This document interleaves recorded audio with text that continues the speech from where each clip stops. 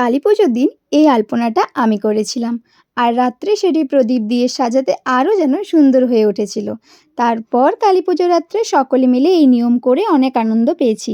দেন সুন্দর করে সাজুগুজু করে মায়ের সাথে পুজো দিতে বেরিয়ে পড়েছিলাম। মায়ের মুখ দেখে যেন আলাদাই শান্তি। মা এলে চারিদিক আলোয় সজ্জিত হয়। মা সমস্ত অন্ধকার মুছে আলোর দিশা দেখান। মা বিভিন্ন অশুভ শক্তির বিনাশ ঘটিয়ে শুভ শক্তি প্রতিষ্ঠা করেন। এই বছর এসবিএস ক্লাবে খুব সুন্দর ডেকোরেশন করেছিল, আর এখন আমরা সবাই মিলে এসবিএস ক্লাবের দিকে চলে এসেছি। আর এখানে মা আমার বানানো প্রদীপ জ্বালাবে বলে রেডি করে নিচ্ছে। আর এই যে আমাদের এসবিএস ক্লাবের মা, আর এই যে এটা আমি। আর এই ড্রেসটা হচ্ছে আমার 2 বছর আগের, তো ভাবলাম কালী পুজোতে এই ড্রেসটা পরা যাক।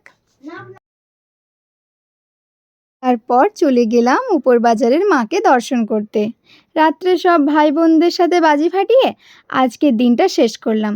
সকলে খুব ভালো থেকো। দেখা হচ্ছে অন্য কোনো ব্লগে। টাটা।